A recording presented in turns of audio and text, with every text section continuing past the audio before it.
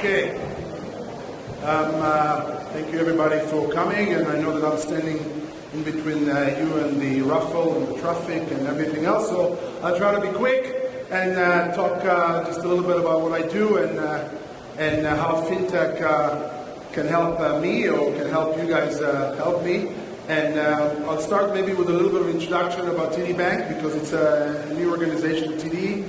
We've been here for the last couple of years, have an innovation center here, and then I'll talk a little bit about what I do, which is really about capital markets and how the challenges I face every day with technology and solutions I'm looking for, and allocating resources between people and technology, and how Fintech can help our world. So just a couple of things about TD. It's not a well-known bank in Israel, Toronto Dominion Bank, been around for 150 years.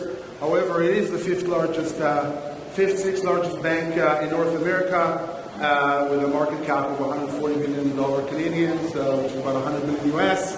We have 85,000 employees, and we have even more branches now in the US than we have in Canada. So we are a leading bank in North America, and one that's growing fast. As I said, probably one of the fastest growing banks globally. Just to put a perspective on TD Bank, if it was in Europe right now, it would be the largest bank in Europe.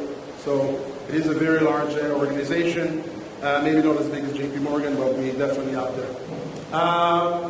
So TD Securities, where I work, I basically run all the trading floors that TD has globally, about 14, 15 locations, where I run the trading and sales and origination businesses.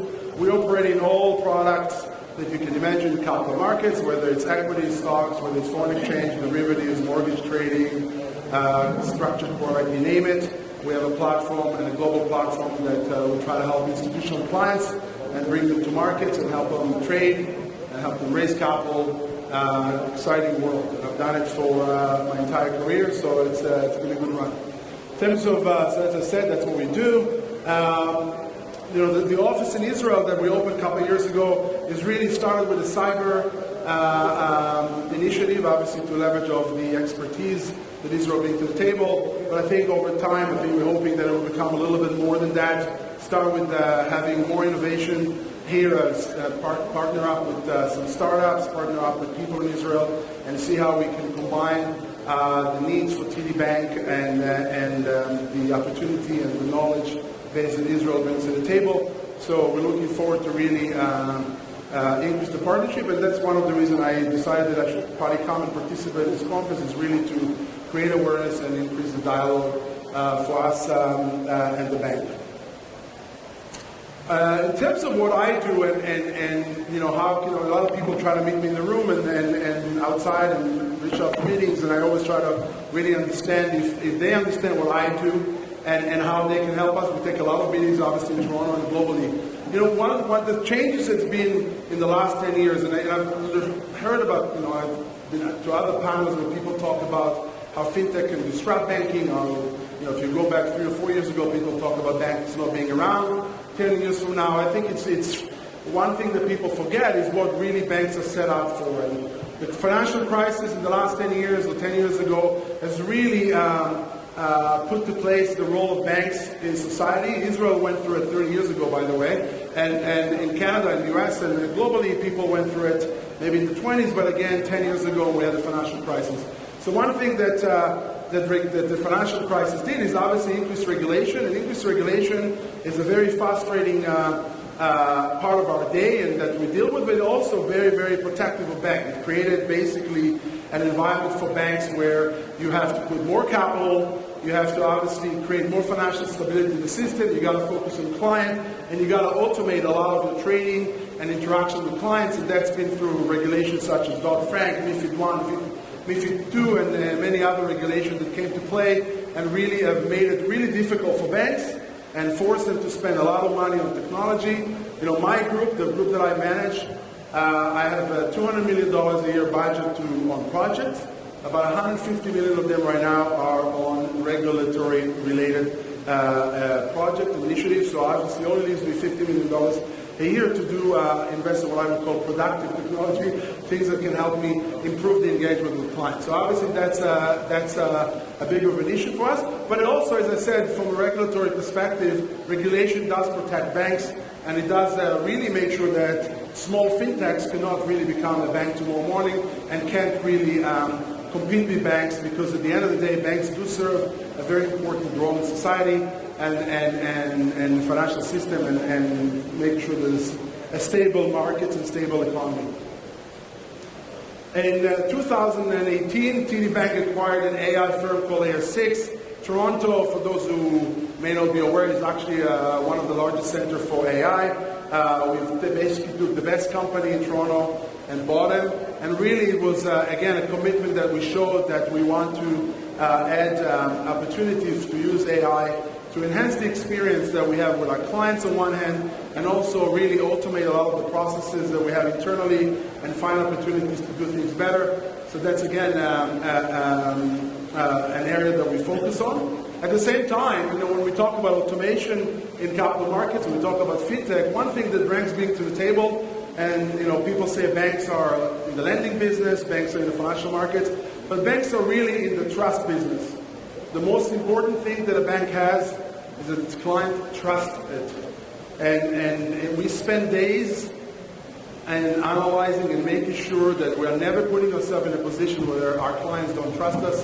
It's probably the number one competitive advantage the bank has, and TD for that matter as well. It's a trusted organization. On other firms, is that people do trust us.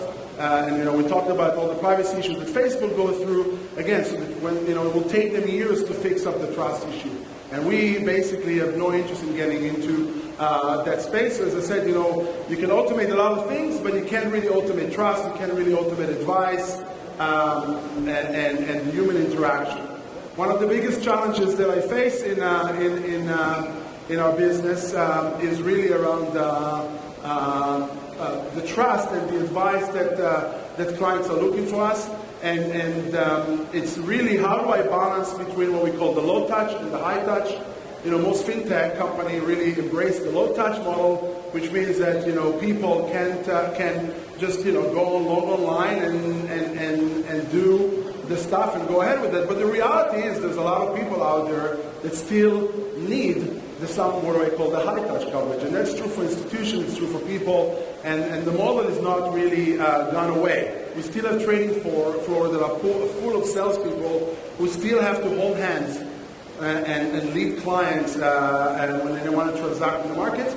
And when you put on transaction, and in the field that I'm working on, we can do anything from transaction of $1,000 in denomination to anything that is $10 billion. When you talk about a large amount, there's really hesitation when it comes to automation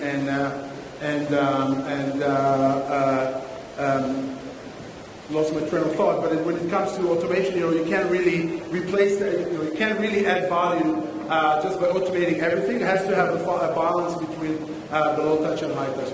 But that being said, where I could find help, as I said, I'm spending $200 million a year, or my group is spending $200 million a year on projects, is every dollar that I could spend less on issues like trade reporting, money laundering, know your KYC, risk management reported, post-trade process, expense, all of those things that are part of my day, very uninteresting part of my day. I'd like to focus and see whether markets go up or down. I'd like to focus and see how I can help clients access markets, how companies can raise bonds, can raise equity. Unfortunately, every dollar that I spend on these issues behind me is a dollar less to be spent on those productive things. So that's where we're looking for help. And that's what we would like to find an opportunity. I'll give you an example. I just said we have a committee, and those $200 million obviously have hundreds of line items of stuff we spend money on. Recently had to approve $10 million on trade reporting that's coming from one of the UK regulators when it comes to transactions that have to do with repo. And when you look at the volume and the businesses we do, it boiled to, when I did the math of 10 million divided by hundreds of thousands of transactions or whatever it was, I concluded it cost me $60 a trade just to report the transaction to the regulators. And that's before back office costs and salespeople costs and front office costs. So that's really uneconomical way to run a business. Unfortunately, it's part of our life, and really, again, that's where the community here can help us do things better and being involved with us in order to create things more efficient and a bit more productive. I'm saying that I'm almost running out of time, and I know you're dying to get to the raffle. So I'll come up with you with one last comment. Again, it has to do with the trust and where banks are versus fintech. Banks have to be highly regulated. They have to be highly capitalized. They have to have a trusted relationship with the customer. That's the number one thing. For fintech ever to compete with banks, even when we look at Facebook right now with the new cryptocurrency, the key element here is going to be that they will have to abide by, if you like, those rules. If you like, if you want to be a bank, you might have to face the same regulation that banks are facing, and you may ask yourself, do I really want to be in that business? So I think the fintech companies could come in and compete with banks in areas that not a lot of capital is required or not a lot of trust. But as soon as you reach that road and you have to come up and really compete on capital and trust, I think banks have the upper hand, and they're going to have the upper hand for many, many years to come. And in fact, we're protected by regulation to continue to do so. So I'll stop here. Thank you very much. And I think we're ready for the raffle now and sending people home. Thank you.